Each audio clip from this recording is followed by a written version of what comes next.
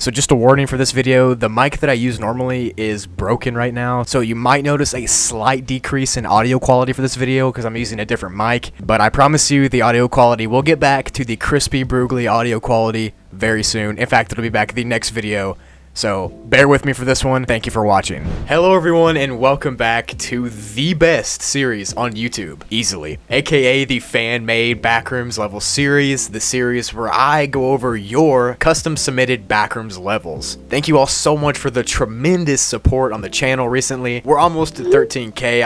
I can't believe it. You guys are insane. The Broogly movement continues to grow, and I thank you so much. 20K is on the way. That rhymed. And for the 20K special, I'm going to be doing a Q&A. Drop your questions down below in the comments because I want to have this video done by the time I hit 20K so I can actually upload it on time, unlike the last two 5K and 10K specials that were like 4 days late. Go ahead and drop your questions down below and I'll try to answer as many of them as possible. You're going to want to stay tuned for the 20K special because it's going to be a proper face reveal and it's going to be a good time. And if you want to submit your own Backrooms level, whether it be a joke level or a Backrooms entity, go down and join the Broogly Discord down below. We just hit 630 members on there. That is crazy. Or you can always email your submissions to my email or even comment them in the comments. And with all that said and done, no more wasting time, let's get into the video.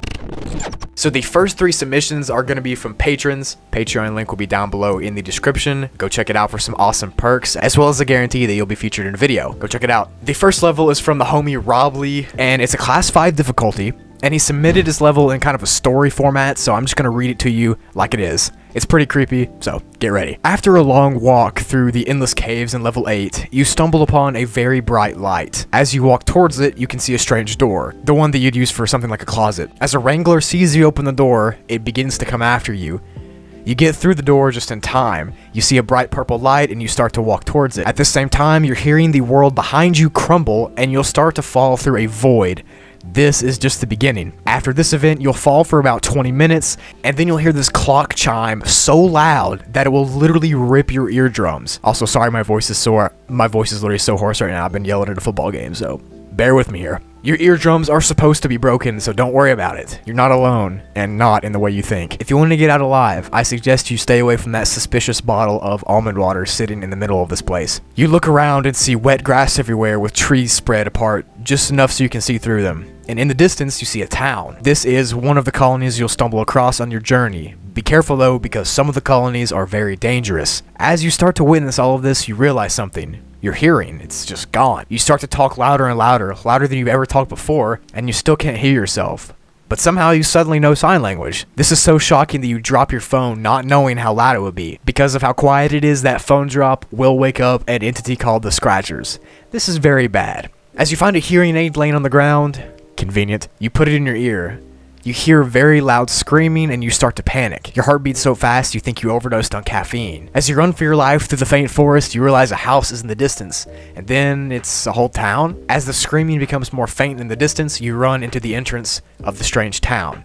You find someone and you ask them what this place is, and he tells you, oh hey, you're a wanderer. Yeah, this place is pretty great. We never leave this town though because of the forest out there. Yeah, those creatures are very scary and dangerous. But hey, come on, let me show you around. As you walk through the town, it starts to feel like home. There's a small supermarket on the side of the road. You feel like you're back in reality and never want to leave. This is where your journey ends. You wake up in the middle of the night to whispers. You walk into the forest and you start to see people. As they walk deeper into the foggy forest, you follow them. Little do you know, this colony is going to do something bad to you. As you enter the forest, you have a plastic bag trapped over your head and you suffocate and pass out. You wake up chained to a tree in the forest. You look down in front of you and you see people chanting. As you look into the fog in the distance, you see a giant creature walking towards you. This is the end. This is your fault. But don't worry, this is just the beginning.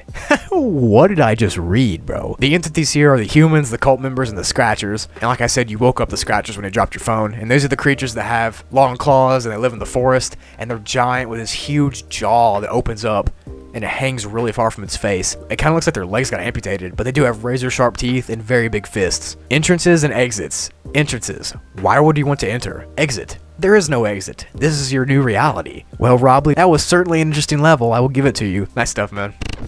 Next up is another patron named Yeah Okay.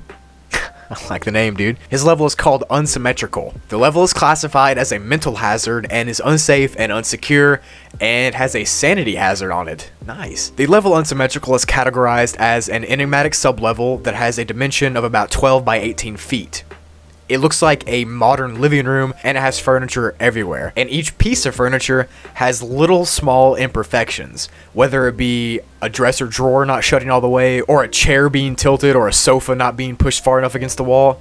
Stuff like that. The level drains sanity insanely fast as it is, and it does it even faster to people who have OCD. The insanity starts to set in slowly, but has a fast build-up over time. If a wanderer breaks something on this level or damages something in any way, an entity called the Imperfectionist will appear and drag you out of the level to a place called the Under Rooms. Nice. This is something you're going to want to avoid at all costs because no one knows what happens after that. So if you come here, make sure to bring a large supply of almond water because there's none here, no food or drink at all.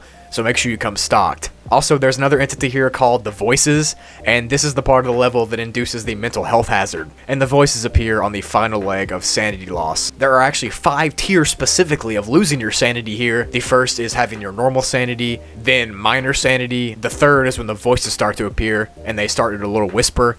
Tier 4 is when the voices become louder and they start to shame you, and then Tier 5 is when the voices end up tormenting you. No matter how much almond water you drink, it won't stop. Nice. So the Imperfectionist entity I was talking about earlier is an entity that manifests itself as a pair of pitch black hands that reach up out of the floor and grab you. There's actually a theory that every time someone is taken to the Underrooms by the Imperfectionist, there's a new piece of furniture that's added, so that's kind of cool. The voices are voices, and there are no outposts here, probably because the area is too small. To enter this level, you have to no-clip through a pipe on level 2, and to exit this level, you have to attempt to fix an imperfection, and doing so will teleport you to a random level. Nice stuff, dude. I like the Imperfectionist. That's a dope entity. Next up is Assassinator's level, which is another patron of mine, and his level is called level 14.3 or level Fort Milter.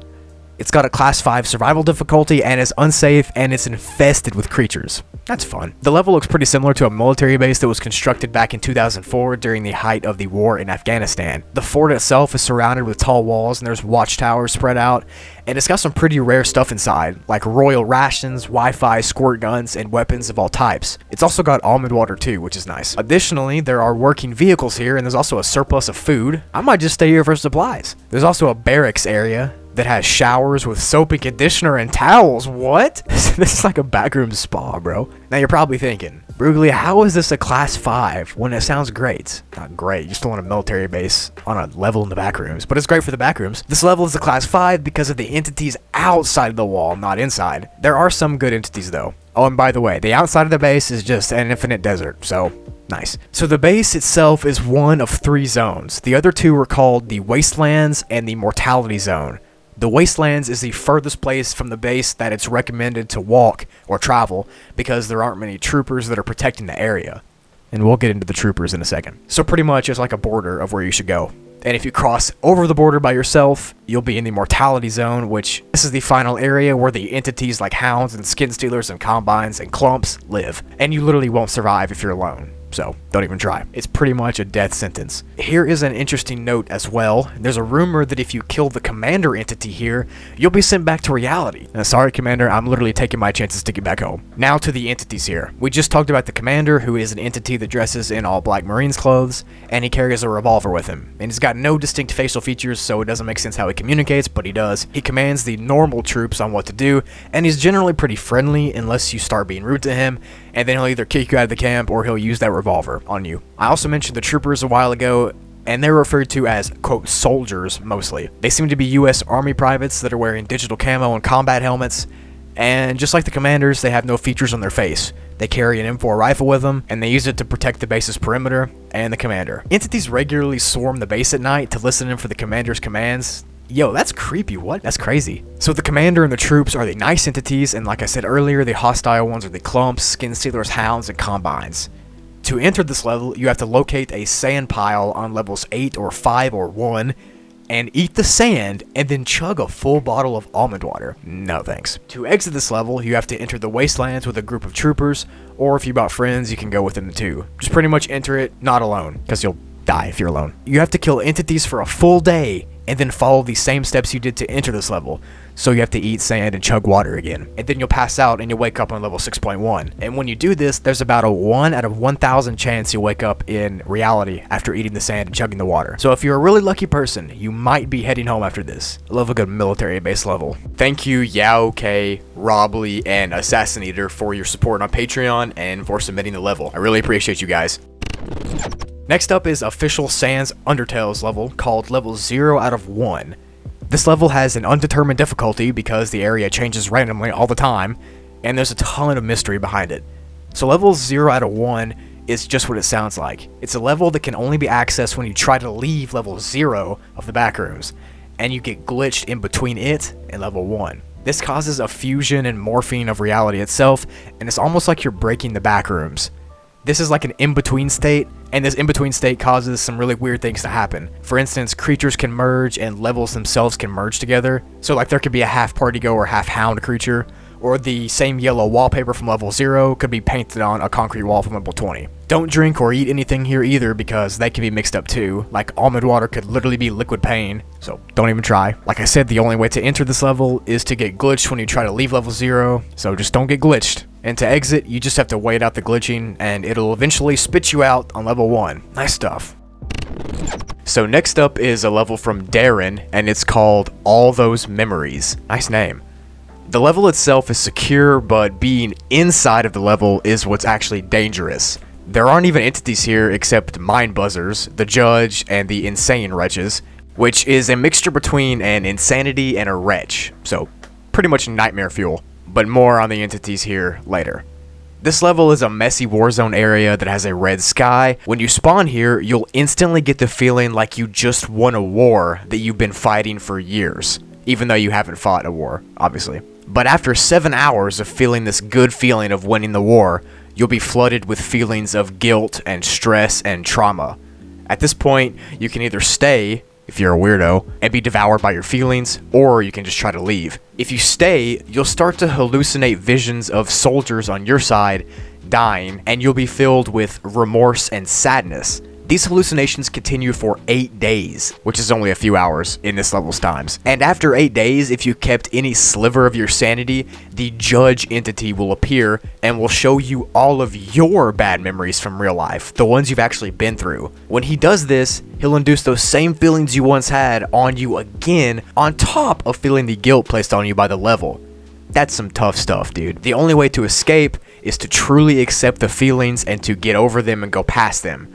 And then you can no-clip through a house at the base. On top of all those things I just talked about, remember those mind buster things I mentioned earlier? Yeah, they're here to mimic your worst fears. Okay, dude, this is literally like the worst level for your sanity ever. You literally get induced PTSD. If you don't treat yourself or escape, you'll pretty much instantly become an insane wretch within a period of 2 real-life days. Although those 2 real-life days feel like 73 years on this level, so it feels like an eternity pretty much. If you don't become a wretch, well, you still get a terrible end if you don't leave.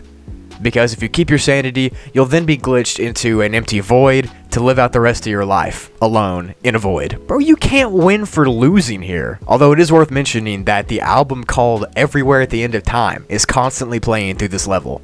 Nice. You can enter this level if you get killed by a smiler, so don't. And the only exit is to go to the military base and escape. I've read a lot of levels and this is one of the most mentally terrifying ones, so good job, Darren. Next up is Buckmaster's level, called level -74. This level is classified as class 4, and it has mysterious properties and unknown information about it, as well as some undocumented entities. Nice. There's not much rock solid information on this level, and all that's ever been found is its physical description, and that is that it resembles a Bob Ross painting, because it's got similar landscapes of some of his actual artwork, but it's real life. Some people speculate that when you get teleported to this level, you're actually being teleported to a real-life Bob Ross painting, which would actually be dope at first. At first glance, this level seems pretty safe and even serene to an extent, but it's actually highly dangerous. If you get sent here, you need to exit as fast as possible, because in under 7 hours, this level will begin to start making you lose touch of reality, and your sanity will pretty much just throw itself off a cliff. And after 7 hours of exposure to this, you'll start to have mental breakdowns and psychological attacks. Nice. If you make it to nighttime without leaving, then these cabin things will start to appear all over the level, and these can range from log cabins to huge houses, like a fancy golf guys club house, you know what I'm talking about. This is literally all the info available on the level because it's too dangerous to do sustained research on, so there's not any outpost here, obviously, except those cabins. You can enter this level for whatever reason if you turn on a TV or if you walk deeply enough into level 6. You can also write "Skull Sucks" with a Z on the class chalkboard on level 74 as well. You can exit by going through a no exit door in one of the wooden cabins that appears in the nighttime. Or you can build a tree house, nice, in any of the trees around. You could also escape by drowning yourself in a river, but nah, I'm not doing that. Or, the coolest way, you can escape by beating one of the entities in a game of golf. The entities here are smilers, hounds, and a creature called a chauffeur, which only appears at night in his carriage. He'll take you wherever you want to go, and he'll even offer you a caramel while you ride. If you don't accept the chauffeur's offer, he will literally scream at you until your ears bleed. Nice. Another entity is called the Hunters, which are hunters that wear leather aprons, dirty pants, and a big dark brown trench coat. Don't get too close, because if you do, well, they'll shoot you and skin you like an animal. Oh, that's terrifying. The final entity is called the Golfers, and these are just humanoid entities that spawn inside of the big mansions that appear at nighttime. They're friendly, and they all wear the same golf outfit. And if you beat one at a game, like I said, you can leave the level. Pretty wholesome. Some other notes from Buckmaster are that the level is also called Happy Little Accidents, which if you didn't know is one of Bob Ross's many catchphrases. He also notes that this level is actually kind of okay as long as you can escape it and get through the psychological torment, but other than that, it's pretty okay. The last note is that if you come across a treehouse that you didn't build, do not approach it because smilers and hounds are going to be hiding there, so don't. Nice level, dude. I love Bob Ross's paintings, and I literally wouldn't mind living here for less than 7 hours so I don't go insane, but nice level.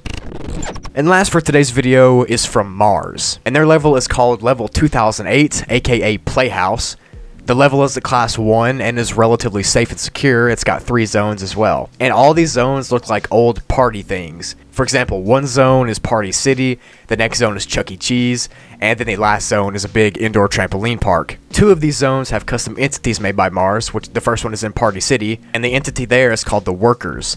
They're docile, kind entities that look like regular humans, except they have TVs as heads, and they'll lead you around the Party City store, or they can lead you to super almond water. Nice. When you go to the Chuck E. Cheese zone, you'll be granted access to food and almond water also, and the only entity here are the animatronics.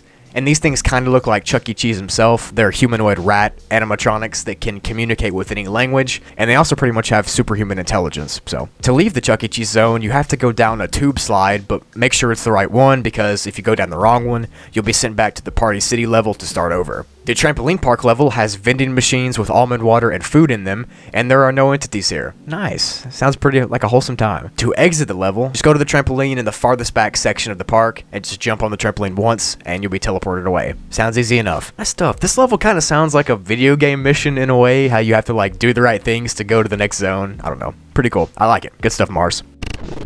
So that wraps up this fan-made levels video. Keep submitting your levels in the comments in my email and on my Discord, and I'll be pumping out this series. These are some of my favorite videos to make because I love seeing all of your guys' creativity. It's pretty cool. Also, surprise, the fan-made joke levels video will be out tomorrow, so enjoy a double upload. Anyways, thank you for watching. Thank you for your awesome support. Seriously, thank you. And I will see you all later.